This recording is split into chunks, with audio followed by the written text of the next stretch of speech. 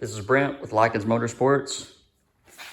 We are still working on this 465 cubic inch Ford FE tunnel port build. I think I left you last time with, we sent the main bearings out to be coated. Calico does a great job of getting those done and back to me very quickly. And I have checked the main bearing clearances with them again. And at this point, with this kind of build, using a coated bearing is a little higher priority to me than just dialing in the clearances. So what, after some more clearance checks, what I have determined is that I'm gonna have to have about a thousandth of an inch ground off the mains, which happens from time to time. Just a tolerance stack, and you know, the coating takes some clearance away. But right now with the bearings, I'm sitting at about 2 thousandths. I'd like to see about 3, so we'll get that taken care of. After I did the bearing check, I've got some mock-up bearings in here, and I just wanted to show you something that happens from time to time. And I first found it when I went ahead and, you know, put the caps on and torqued it down just to check crankshaft rotation and everything. And I found it because I torqued the caps down and the crank was locked up. So I kind of had a suspicion that this is what was going on.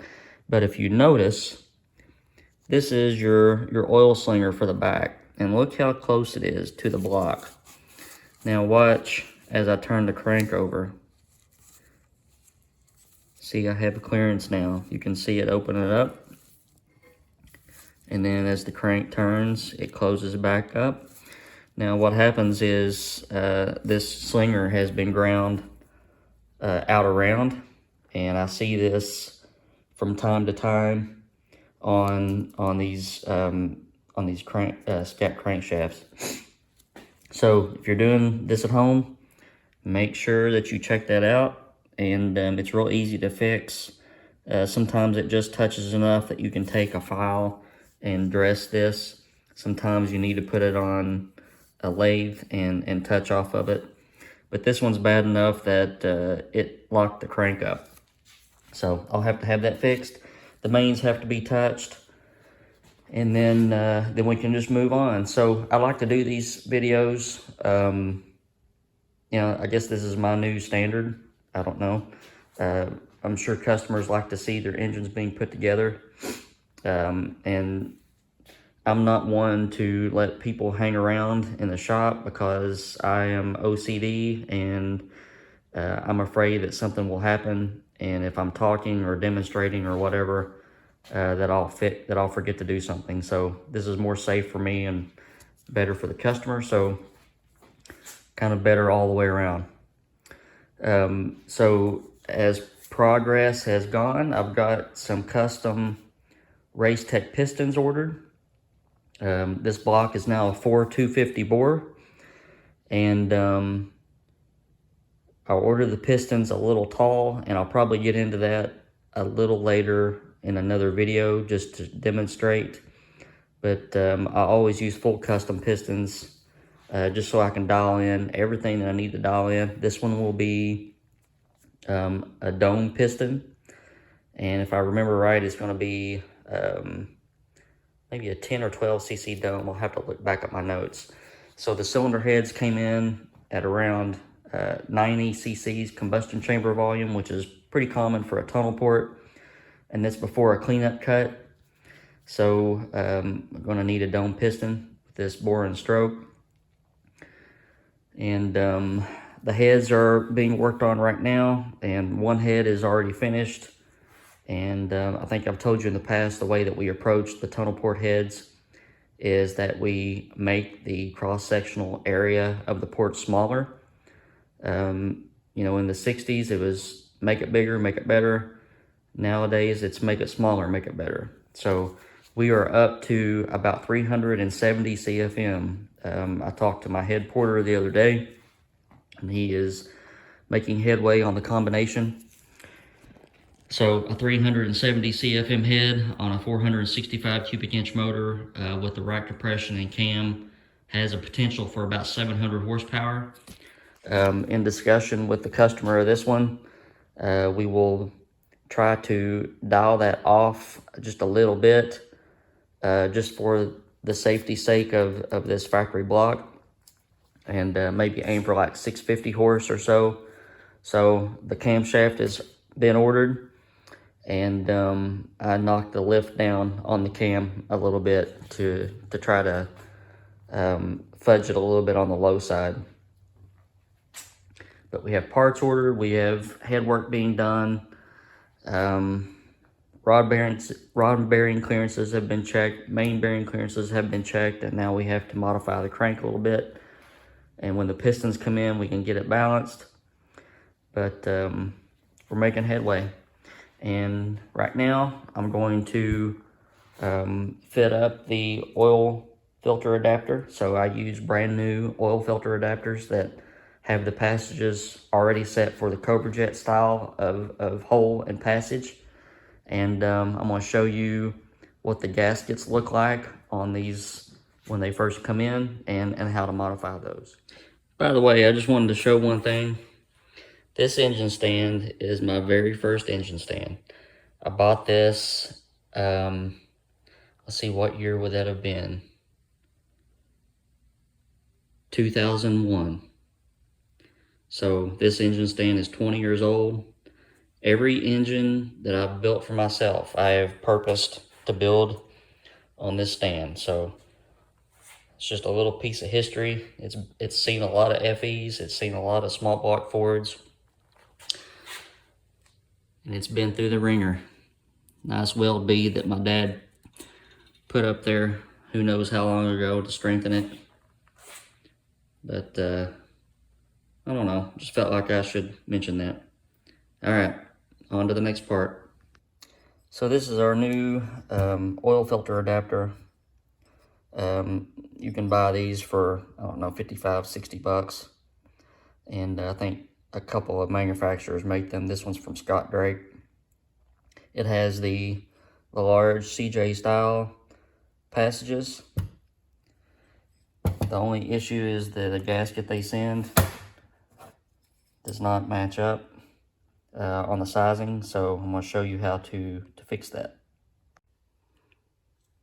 Okay, so we got our gasket laid over our oil filter adapter, and as you can tell, the gasket just does not fit very well. So if I line the bolt holes up, and you can take a little ball peen hammer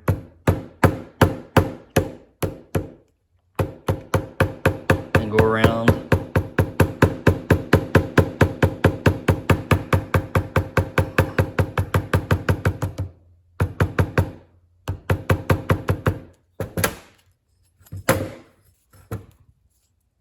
And you can see the outline that it makes. So that marks the outline, and now I'll take a sharp X-Acto knife and we will cut this out. All right, so this is the finished product. All the holes match up now, and we'll get this washed again. I think I got some paper fragments down in there. We'll rewash the adapter, and then we'll get this bolted on. Okay, so we got our oil filter adapter gasket all trimmed, and got our adapter washed, and I'm gonna top it off. I don't like that big hole staring me in the face when I'm putting the engine together, so I want to cover that hole up. It's my practice to just go ahead and screw a filter on. So I use Wix filters on pretty much everything that I do, and this one will get one too.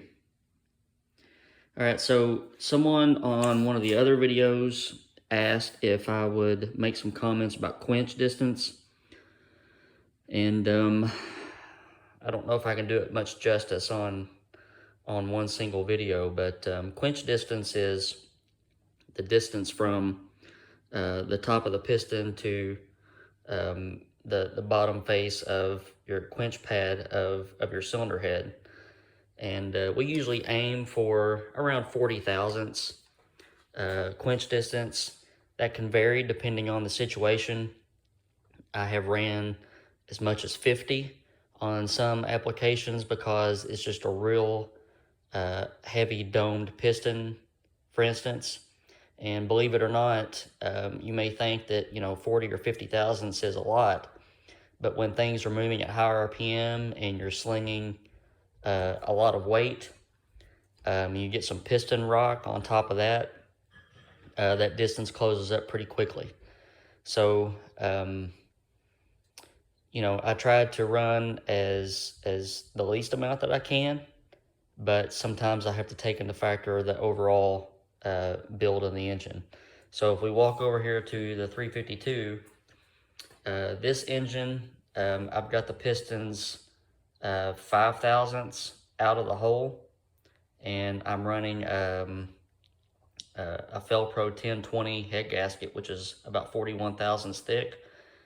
So we're running about 36 thousandths piston to head clearance or quench distance on this one. But that's okay because the piston is stupid tall. It's a 1920 compression height because this is such a short stroke. And it doesn't rock at all. And it's a flat top, not a dome. And, I wouldn't run that close typically without trying it first. And the 352 is a dyno mule, so it's made to test things like that because if I make a mistake on an idea or something, it's my engine. It's not going anywhere. So dyno mules are made for testing. So the first time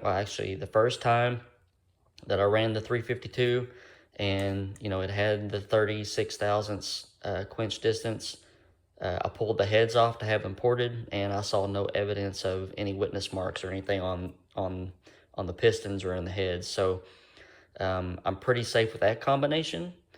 But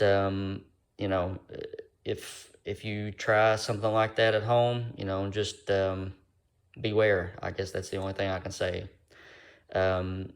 40 is generally really, really safe unless you have a heavy domed piston at higher RPM.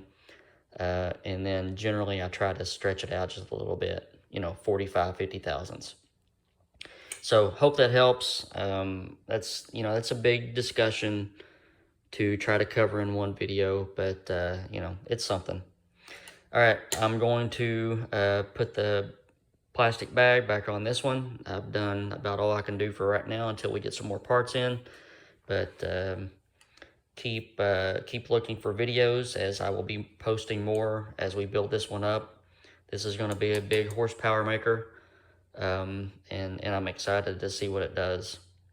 All right, guys, have a good weekend. This is Brent, Lykins Motorsports. Jump up and down on that subscribe button. I'm getting close to 1,000. And I don't want to just stop at 1,000. I want to keep on going and get some views, get some information out, and that's my goal. All right, guys, have a good weekend.